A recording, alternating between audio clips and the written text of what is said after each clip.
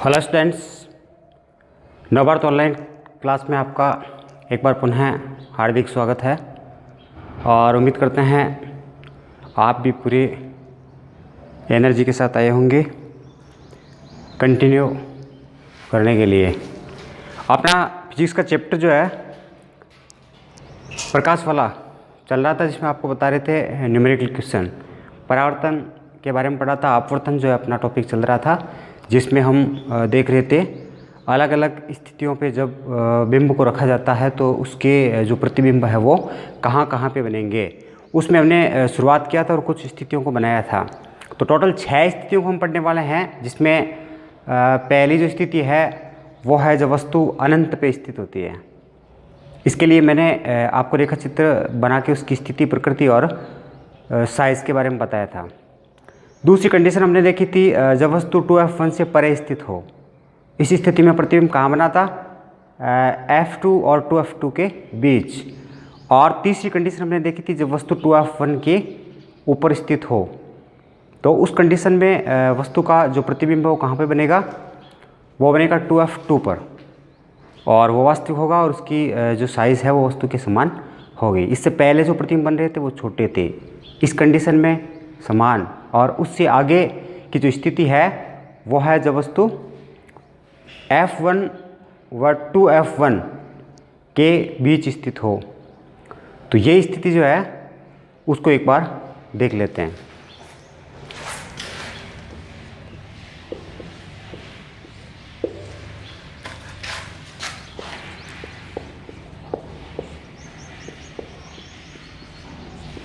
उत्तल लेंस से प्रतिबिंब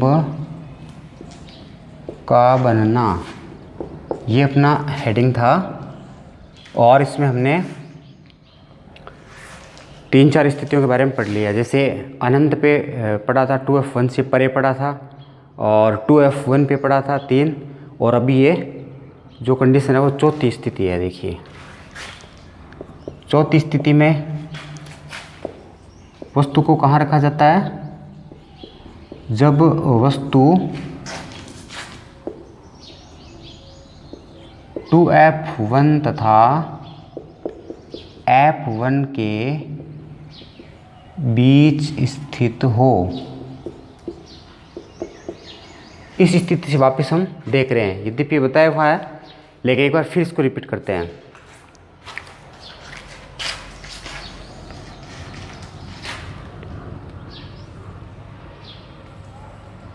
ये उत्तल लेंस हो गया, बीच में से मोटा, किनारों से पतला। ये इसकी विशेषता होती है। इसकी परिभाषा पूछी जाए तो ऐसा लेंस जो बीच में से मोटा हो तथा किनारों से पतला हो तथा अपने ऊपर आपतित प्रकाश को जो एकत्रित करता हो, वो क्या कहलाता है? वो कहलाएगा उत्तल लेंस। और इस उत्तल लेंस में यह है मुख्य अक्ष।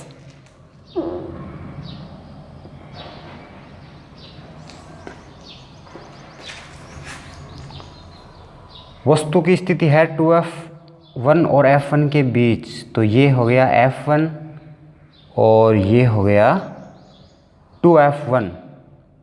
इसके बीच में वस्तु को यहाँ पे रखा हुआ है, और ये है प्रकाश केंद्र O। अभी एक किरण मुख्य अक्ष के समांतर जाएगी, और पहले नियम के अनुसार जो किरण मुख्य अक्ष के समांतर चलती है वह लेंस से अपवर्तन के पश्चात कहाँ से होकर गुजरेगी? मुख्य फोकस से होकर गुजरेगी।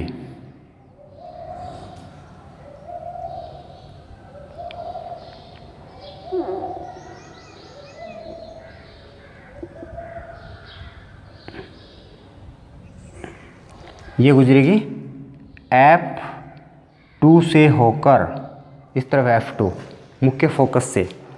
दूसरी जो किरण होती है वो प्रकाश केंद्र से होके जाती है।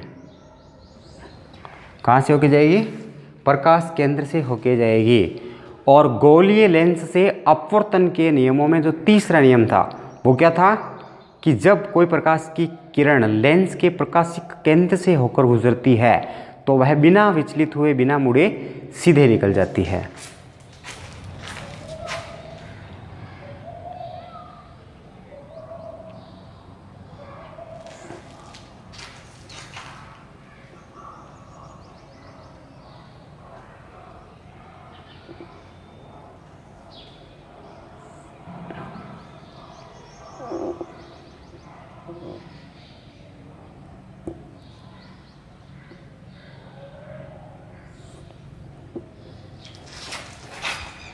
ये F2 होगा यहाँ पर,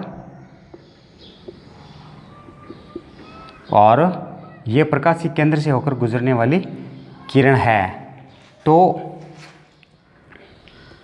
इसका जो प्रतिबिंब है वो कहाँ पे बनेगा, यहाँ पर, और इस स्थिति को क्या कहेंगे, 2F2 से परे।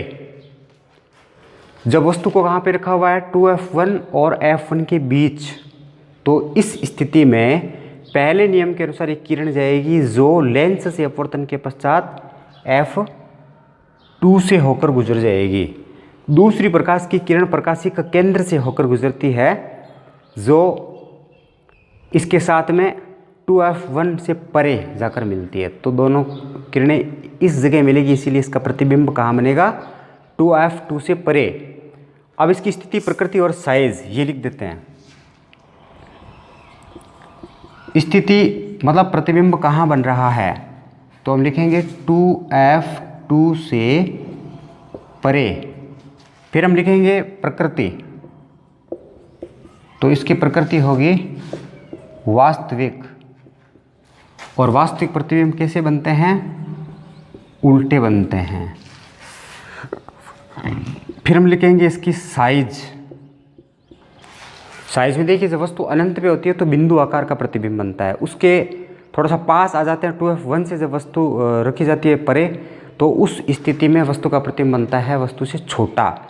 और फिर 2F1 पे जब वस्तु को रखा जाता है तो प्रतिबिंब बनता है समान, यानी बड़ा होता जा रहा है। और अब की बार जो कंडीशन थी वो थी 2F1 और F1 के बीच। इस कंडीशन में प्रतिबिंब की साइज जो है वो हो जाती बड़ी।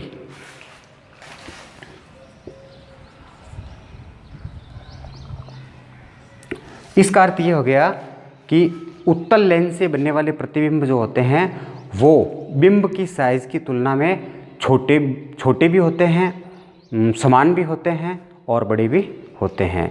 लेकिन अवतल लेंस में हम क्या देखेंगे, उससे बनने वाले जो प्रतिबिंब होते हैं वो सदैव साइज में वस्तु से छोटे ही होंगे। तो ऐसा कौन सा दर्पण है जो सदैव साइज में वस्तु से छोटा प्रतिबिंब बनाता है, तो उत्तर क्या होगा, अवतल लेंस। समझ गए, यह आपकी कंडीशन होगी चौथी। अब देखते हैं पांचवी स्थिति।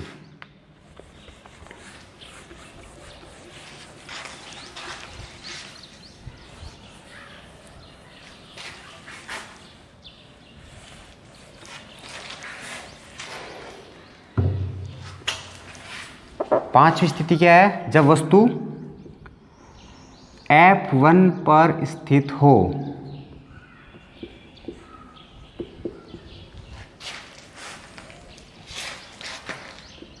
ये रहा उत्तल लेंस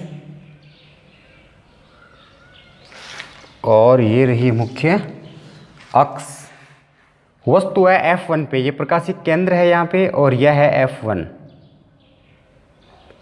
इस जगह वस्तु रखी हुई है।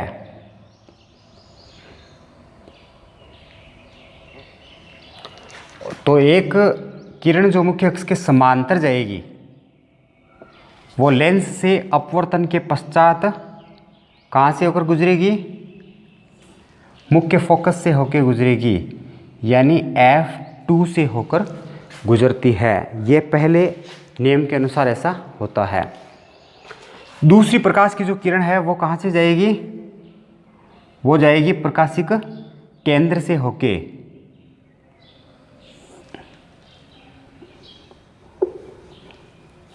ये प्रकाशिक केंद्र O से होकर किरण गुजरती है जो बिना मुड़े सीधे निकल जाती है। दोनों किरणों को यदि देखा जाए तो ये समांतर जाती हुई दिखाई पड़ रही है। कैसे जाती हुई दिखाई दे रही है, ये समांतर, यानी कितनी भी दूर चले जाइए इसका प्रतिबिंब नहीं बनने वाला है। तो हम कह देंगे कि इसका प्रतिबिंब कहाँ जाके बनेगा, अनंत पे बनेगा। तो इसकी स्थिति क्या होगी प्रतिबिंब की, अनंत पर। प्रकृति क्या हो जाएगी इसकी, वास्तविक। और जो वास्तविक होते हैं वो उल्टे बनते हैं। और साइज इसकी क्या हो जाएगी, वस्तु से बड़ा।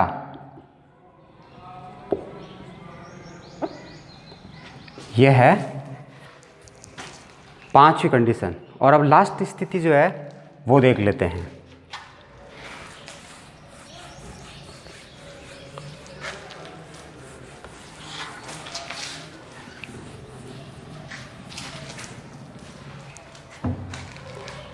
जब वस्तु कहाँ स्थित हो, F1 तथा O यानी प्रकाशिक केंद्र के बीच स्थित हो,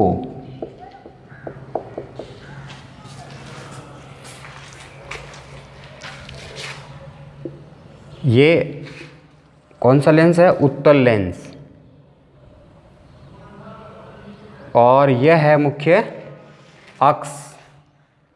ये यहाँ पे है O प्रकाश केंद्र, और ये इस जगह पे है F1 यानी मुख्य फोकस।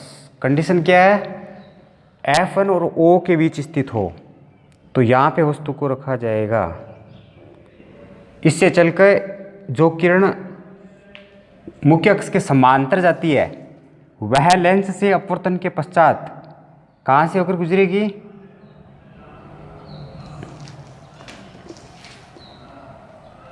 वो गुजरेगी मुख्य फोकस से होकर, और दूसरी किरण जो है वो प्रकाश केंद्र से होके जाएगी।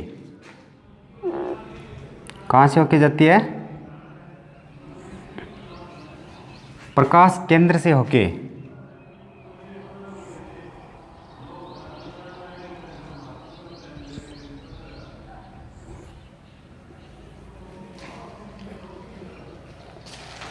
इस तरह से ये दोनों जो किरणें हैं वो उनके बीच की दूरी बढ़ रही है।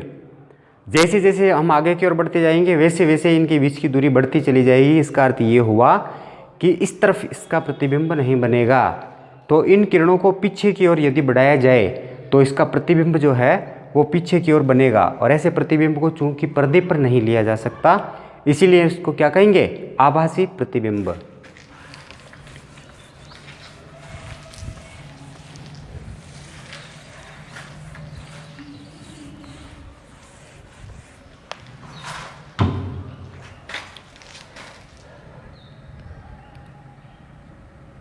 इन किरणों को यदि पीछे की ओर बढ़ाया जाए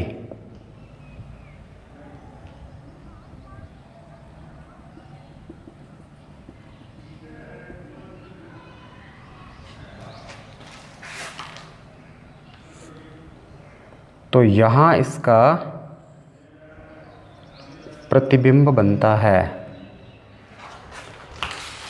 तो ये लेंस के सामने स्थिति इसकी हो जाएगी, लेंस के सामने बनेगा। प्रकृति इसकी क्या हो जाएगी, आभासी। और आभासी प्रतिबिंब कैसे बनते हैं, सीधे। साइज क्या हो जाएगी, वस्तु से बड़ा। यह है छठी और लास्ट कंडीशन। तो प्रकृति में चेंज हुआ, देखिए प्रकृति इसमें जो हमने 5 रेखा चित्र पहले देखे थे, 5 स्थितियां जो देखी थी, उसमें बताया गया था कि प्रतिबिंब जो है उसकी प्रकृति होती है वास्तविक, और जो कि उल्टे बनते हैं। लेकिन इसमें आप क्या देख पा रहे हैं, छठी कंडीशन जो है वो इससे हटके है। इसमें वास्तविक प्रतिबिंब नहीं बन रहा है, बल्कि इसमें आभासी प्रतिबिंब बन रहा है, जो कि कैसा होता है, सीधा।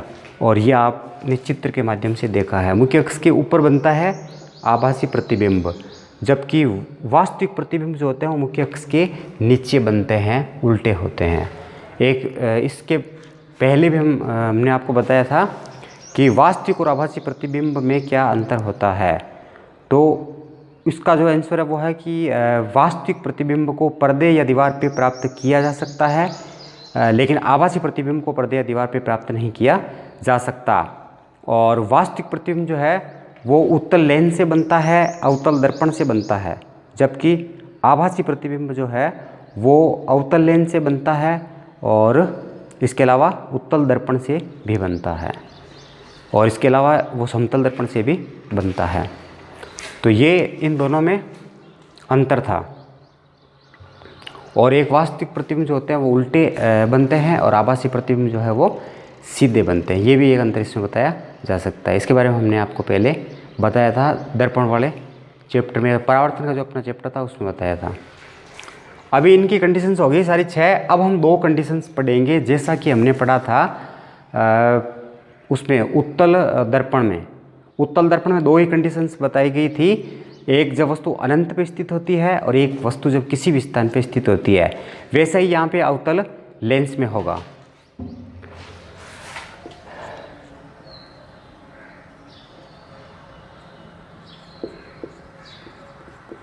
उत्तल दर्पण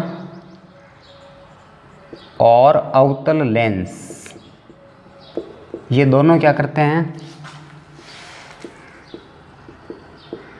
प्रकाश को फैलाते हैं। ये इसका गुण है। उत्तल दर्पण का डायग्राम होता है ये,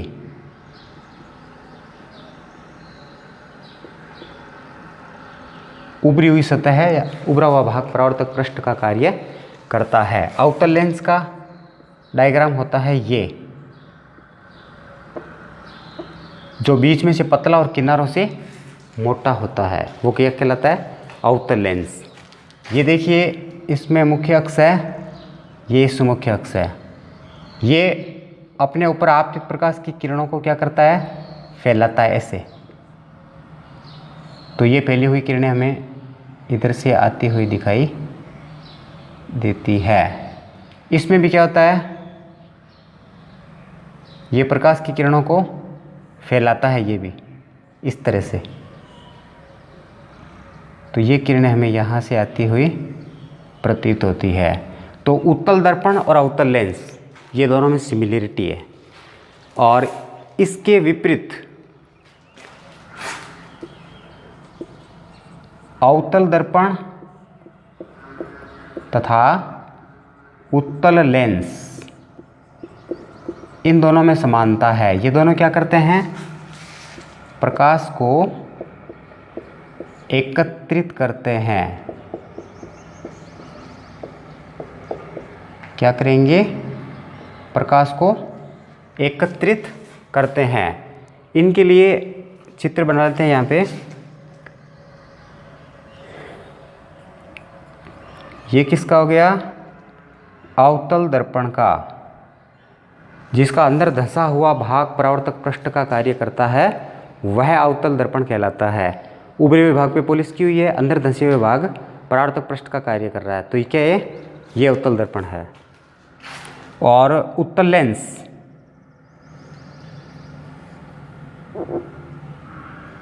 जो बीच में से मोटा और किनारों से पतला हो, वो क्या कहलाता है, उत्तल लेंस कहलाता है। ये अपने ऊपर आपतित प्रकाश की किरणों को एकत्रित करता है। जैसे ये मुख्य अक्ष है और ये इनके ऊपर आपतित प्रकाश की किरणें हैं, तो इनको ये क्या करेगा, यहाँ पे एकत्रित करेगा ऐसे। और ये उत्तल लेंस में भी देख लेते हैं। ये मुख्य अक्ष है, ये इनके ऊपर आपतित होने वाली किरणें हैं, और ये भी चूंकि एकत्रित करता है तो यहाँ पे ये एकत्रित कर लेगा ऐप पर। ये देखिए, तो ये दोनों सेम गुणों वाले होते हैं और ये भी दोनों सेम कार्य करते हैं। ये ध्यान में रखना, इसमें पढ़ते समय कन्फ्यूजिंग हो जाती है। जैसे हम उत्तल दर्पण वाले जो गुण है वो, चूँकि उत्तल दर्पण के जो गुण है वो किस में पाए जाते हैं, वो पाए जाते हैं अवतल लेंस में।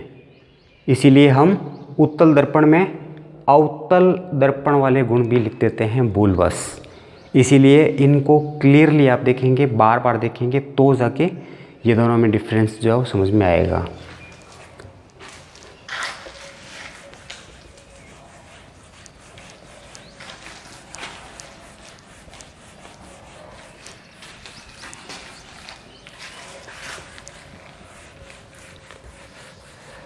अब हम देखते हैं अवतल लेंस से प्रतिबिंब का बनना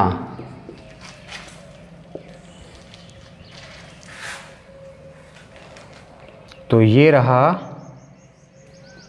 अवतल लेंस,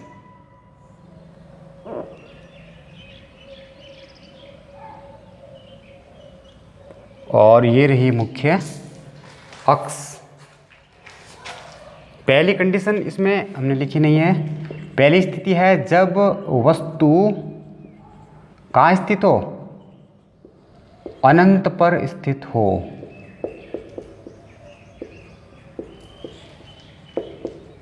यह इसकी पहली स्थिति। अनंत से मैंने बताया था आपको कि अनंत पे जो वस्तु रखी होती है उसको हम शो नहीं कर सकते, दिखा नहीं सकते। इसीलिए ये मानते हैं कि जो वस्तु अनंत पे रखी हुई उससे चल के जो प्रकाश की किरणें आएगी वो मुख्य अक्ष के समांतर आएगी। और गोलीय लेंस से अपवर्तन के जो नियम है उसमें पहला नियम ये होता है कि जो प्रकाश की किरण मुख्य अक्ष के समांतर आपतित होती है वह लेंस से अपवर्तन के पश्चात हमें एफ से आती हुई प्रतीत होती है। जैसे ये किरणें, चूँकि ये लेंस अवतल है तो ये क्या करेगा, फैलाएगा। तो ये किरण जो है वो इधर फैल गई और ये किरण जो है इधर फैल गई, और दोनों फैली हुई किरणें जो है वो हमें यहाँ से आती हुई प्रतीत होती है।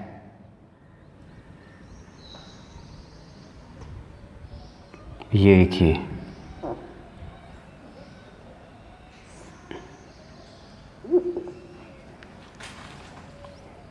ऐसे फैल जाती है और फैली हुई किरणें हमें यहाँ से आती हुई प्रतीत होती है। तो इसका जो प्रतिबिंब है वो कहाँ बनेगा, एफ पर, मुख्य फोकस पे बनेगा।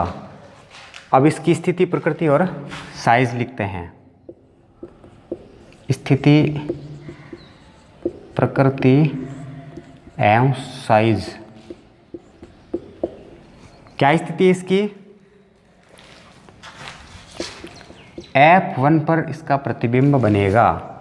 प्रकृति कैसी रहेगी इसकी, आभासी। अवतल लेंस से बनने वाले सभी प्रतिबिंब जो होते हैं वो कैसे होते हैं, आभासी। और जो आभासी होते हैं वो कैसे होते हैं, सीधे होते हैं। और फिर है साइज, तो इसकी साइज रहेगी बिंदुवत, यानी अत्यंत छोटा प्रतिबिंब बनता है। बिंदुवत आकार का प्रतिबिंब जो है बनेगा। ये पहली स्थिति होगी। और दूसरी स्थिति देख लेते हैं।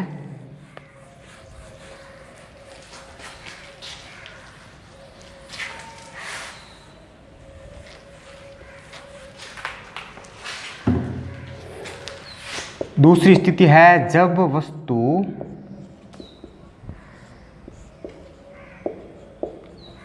किसी भी स्थान पर स्थित हो। जब वस्तु किसी भी स्थान पर स्थित हो, इसके लिए बनाएंगे अवतल लेंस। ये अवतल लेंस और ये मुख्य अक्ष। आप कहीं पर भी रख लीजिए, कोई फर्क नहीं पड़ता है। भले 2F1 से परे रख लीजिए, 2F1 पे रख लीजिए, 2F1 और F1 के बीच रख लीजिए, किसी भी जगह पे रखेंगे प्रतिबिंब के आकार में और प्रकृति में कोई फर्क नहीं आएगा। तो मान लीजिए हमने जो वस्तु है उसको रखा है 2F1 पर, ये यहाँ पे,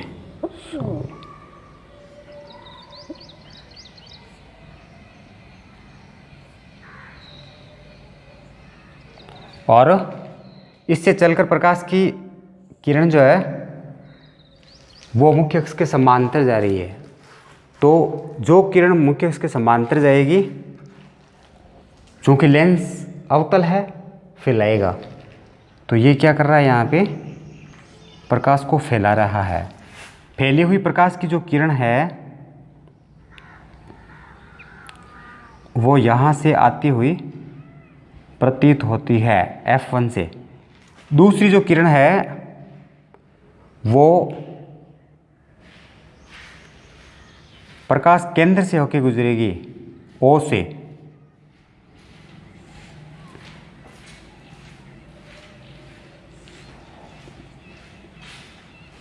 और दोनों किरणें चूंकि यहाँ पे मिल रही है तो इसका प्रतिबिंब कहाँ बनेगा, F1 तथा O के बीच यानी लेंस के सामने बनेगा। तो स्थिति इसकी क्या हो जाएगी,